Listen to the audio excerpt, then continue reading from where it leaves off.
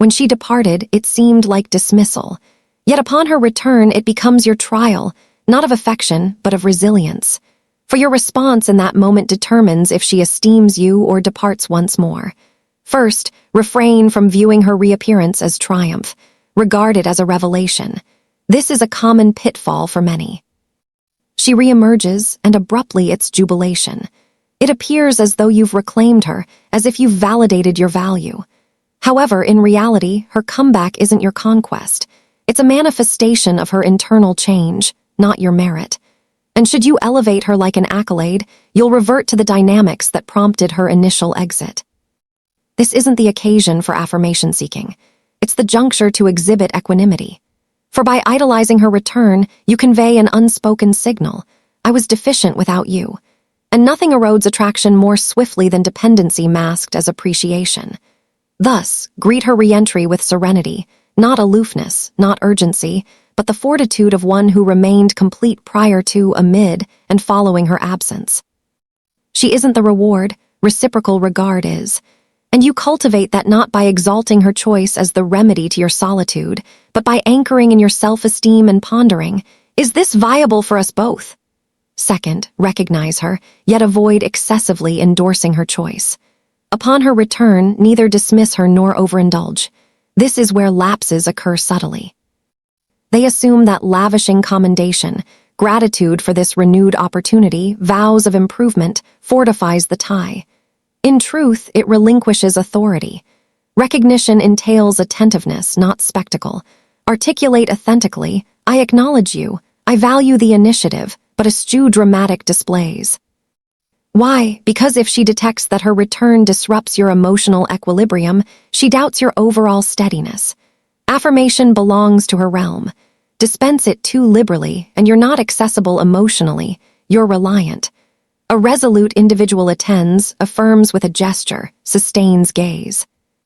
He provides room for rekindling, yet never fabricates the narrative she desires. That's the distinction between collaborator and marionette. Third, re-establish benchmarks, not illusions. Her return isn't resumption from prior, it's no erasure. It's a milestone. You shape what ensues in this liaison. And that commences with criteria, transparency, esteem, mutuality. These aren't mandates, they're guidance. Crucially, you don't proclaim them vociferously. Convey them composedly, henceforth I require candor over evasion. For reconnection, it must be bilateral, no further effective enigmas. Sans edicts, sans reproaches, merely tranquil resolve. For when you seek to recapture her through acquiescence, you forfeit directional capacity in the bond. And upon losing that perspective, she'll probe anew, not to wound, but to ascertain genuine maturation.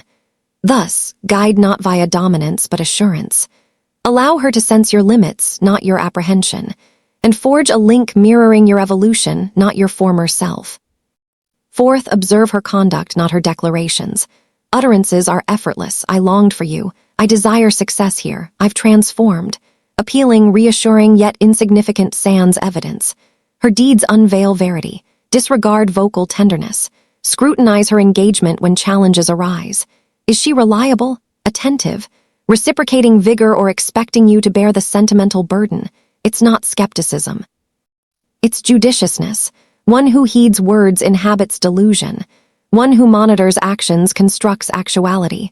So avoid succumbing to avowals. Embrace trust in deportment.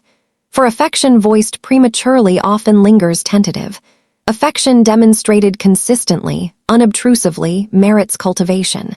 Safeguard via forbearance. Permit her self-disclosure without hastening reintegration. Fifth, temper the affective rhythm. Resist history's impetus. Reunifications stir sentiments, recollections of mirth, intimacy, nocturnal exchanges. It's alluring to plunge into yesteryear, yet verily the erstwhile is irretrievable. You're not resuscitating history, you're reshaping tomorrow. Hence, decelerate. No fervent, I yearned immensely missives. No incessant messaging sprees. No itinerary plotting pre-communication restoration.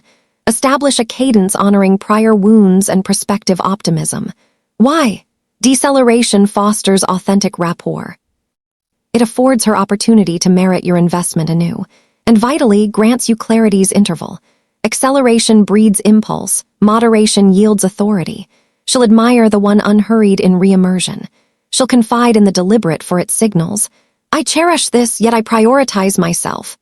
Sixth, proceed empowered, irrespective of her permanence, the ultimate evolution.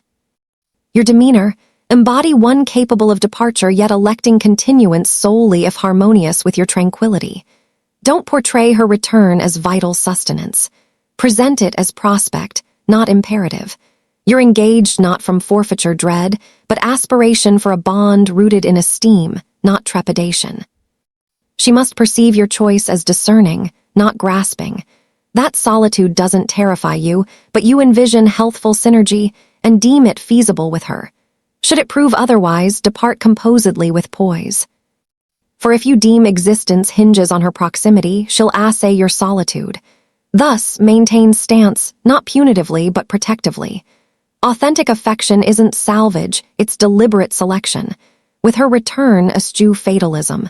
Frame it as volition, mutually merited. Uphold principles steadfastly. Communicate sans persuasion compulsion.